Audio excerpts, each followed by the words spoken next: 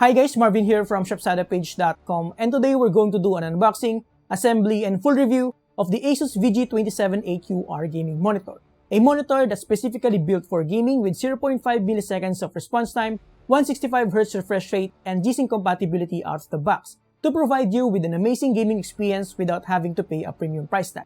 Did I mention it also has a very good color accuracy for a TN panel? More on that later. With that said, let's get into it.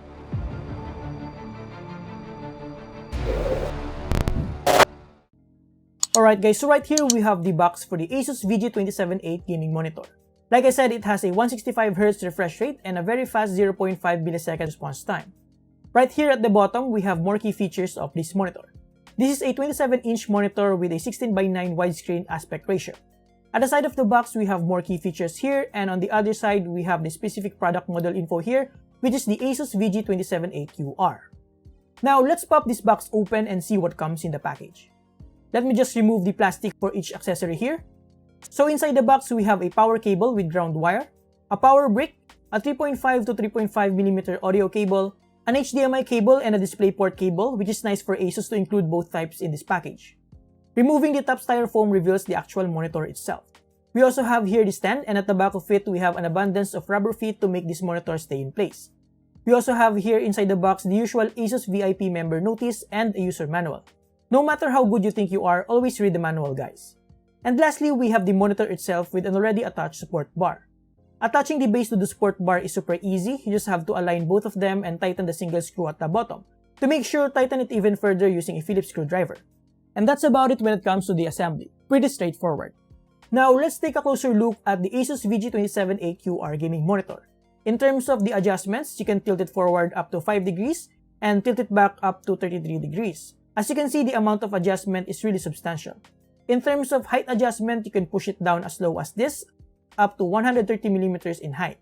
Aside from that, you can also swivel it up to 90 degrees on both sides, which is great. And then if you want to pivot this monitor, you first have to tilt it back like so, and then you can pivot it up to 90 degrees on both sides as well. As you can tell, the amount of adjustment on this monitor is more than enough for any type of use case scenarios that you can think of. Alright guys, before we move on to the more technical part of this review, let's go through first the parts overview so that we'll leave no information behind. Turning the monitor at the back, we can see the ASUS signature design with an aggressive edgy pattern as you can see here with an ASUS logo at the center. At the edge of the monitor, we also have these rigid patterns that complement the support base and the overall design language of this monitor. Looking closer, we have the VESA mounting part right here with rubber covers on the screws for a more cleaner look. We also have here on the support base the actual adjustment information.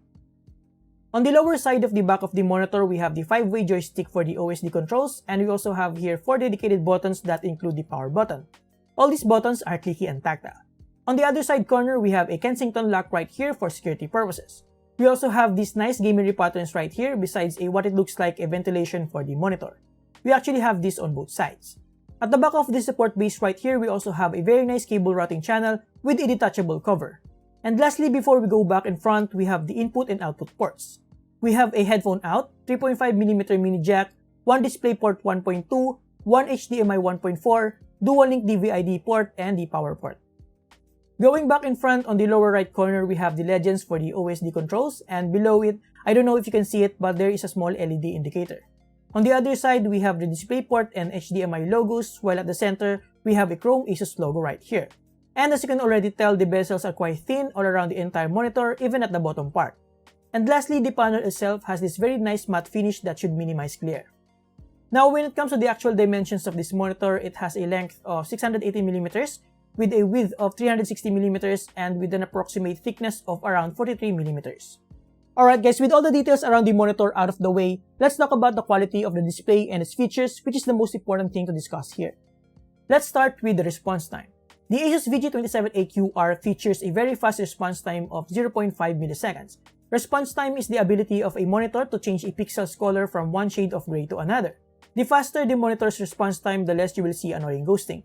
And as you can see on this example, the ASUS VG278QR has minimal ghosting, and in contrast to a monitor with 5 milliseconds of response time like the Spectre Pro 34UW100, the difference is quite significant. Now, when it comes to refresh rate and motion blur, alongside the quick response time, having a 165Hz refresh rate in a monitor provides that very smooth experience. And as you can see on these examples, the difference from 15 FPS to 165 FPS is night and day. And even if you only look from 60 to 165 FPS, the difference is pretty significant. Alright guys, let's talk about Gsync, which is one of the main selling points of this monitor. Now, although this monitor is technically a FreeSync monitor, with the latest update to NVIDIA drivers, you can now enable Gsync with FreeSync monitors like this, providing that you are using at least a GTX 10 series card in up and using the latest NVIDIA drivers. In my case, I'm using a GTX 1070. Another thing that's worth noting is that not all FreeSync monitors works with Gsync, especially the ones that are not officially listed as Gsync compatible. Luckily, what we have here with the ASUS VG278QR is part of the Gsync compatible list, which we'll verify later in a minute. Now, enabling Gsync with this monitor is pretty straightforward. You just have to launch the NVIDIA control panel, and ideally, if you have a Gsync compatible monitor like this, it should already be enabled. But if not, you just have to tick the checkbox, make sure everything is set up correctly, and click apply. And as you can see, it says here that this monitor is Gsync compatible. As per my testing and as expected with a Gsync compatible monitor, it is working properly as you can see on this example. If you're using an NVIDIA graphics card, you only have two options, which is Gsync and VSync. And basically, the difference between the two is that VSync only forces your graphics card to match your monitor's refresh rate, which causes stuttering during frame drops and also causes some input lag because of the amount of time it has to wait for a new frame update. Gsync on the other hand is much better because it allows your monitor to properly and dynamically sync with the frames your graphics card is pushing in any given moment. So the way it outputs frames is way faster than VSync, which eliminates stuttering and reduces input lag quite significantly. Now the question is Gsync worth it and should you use it? Well, that will depend on your application and what type of game you're playing. For fast-paced competitive games like CSGO, most users prefer settings with the least input lag as much as possible compared to improved visuals. So most often than not, Gsync is not quite vital here. However, should you decide whether to enable Gsync or not in CSGO, here are my test results. As per my research and testing, for Gsync to properly work in CSGO, you have to first enable Gsync in the NVIDIA control panel, then go to Manage 3D Settings, then Program Settings and look for CSGO. And then on VSync, you have to choose between VSync on or VSync fast. Then make sure that in-game VSync is turned off. If you want to make sure Gsync works within its range, especially if your card can push frames beyond your monitor's refresh rate, you can use frame capping to limit your frames within the Gsync range. In my case, I limited my frames to 160 FPS since my monitor's refresh rate is 165 Hz.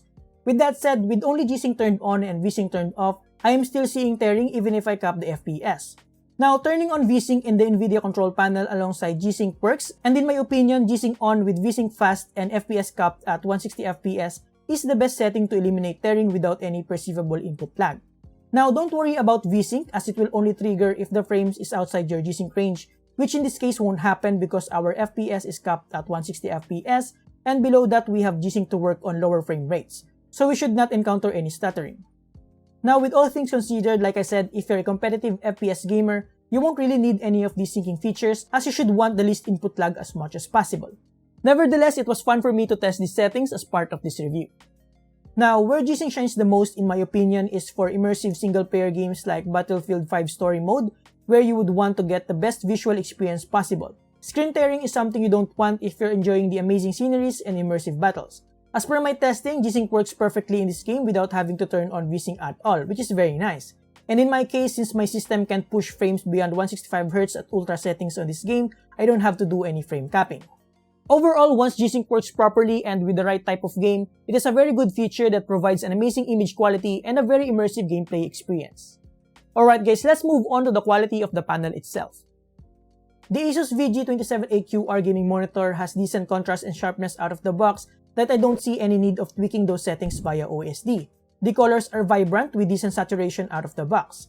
And since this monitor uses the end panel to achieve that fast response time, viewing angle is not the best with some brightness and color shifting, but still acceptable unless you really force yourself to look at a very extreme angle. If you look at the display normally, even on an angle, you can still recognize colors and read text properly. Now in terms of dark spots on a white background, there are noticeable dark spots viewing at an angle, but that is to be expected from a TN panel. Once viewed dead straight, it is pretty much clear throughout the entire screen. Backlight bleeding is minimal on all angles and there's no visible build-up on any sides of the screen. Now when it comes to reading text, if you look close enough, you will notice some color shifting when the text are moving or scrolling, but when it is static, it is sharp enough for comfortable reading.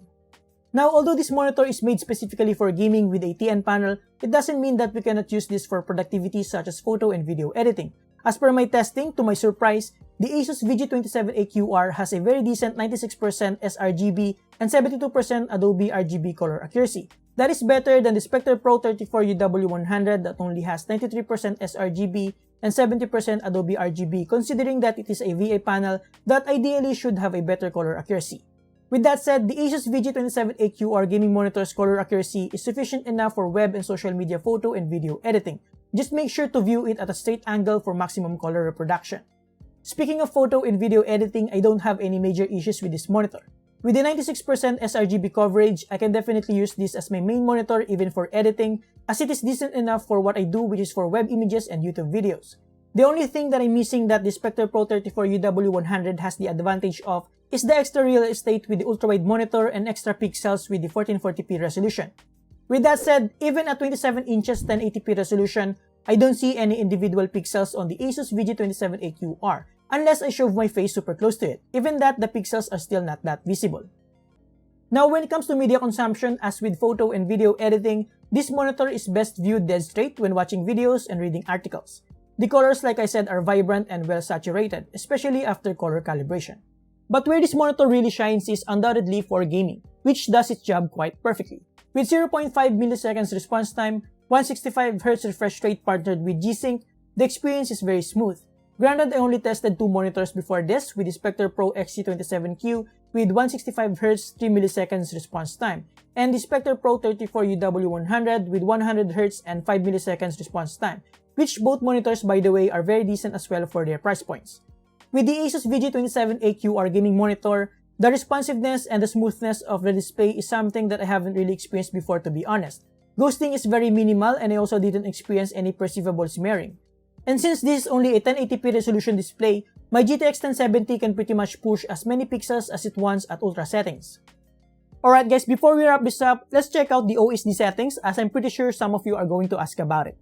Above the power button, we have the shortcut for game visuals, which are pretty much presets that you can take advantage depending on your use case scenario. Above that button, we have the Game Plus, wherein you have different crosshairs, timer, built-in FPS counter, and display alignment guide. Above that is a dedicated button for exit, and above that exit button is the 5-way joystick that when you press will show the complete OSD settings. Pressing the joystick, we have here again the game visual presets, the blue light filter, the color settings, image settings where you can enable adaptive sync or FreeSync and ELMB. We also have here the sound settings, input settings, and other miscellaneous settings for setting up the monitor. And lastly, you can save up to 3 settings depending on your application. And that's about it for the OSD settings. It is quite intuitive and easy to navigate using the 5-way joystick. By the way, before I forgot, to enable ELMB or extreme low motion blur, you have to disable FreeSync first. So basically, you have to choose between the two modes, unless you have the new ASUS TUF VG32VQ, which has a new feature called ELMB Sync that allows both features to work together. But that's a topic for another video.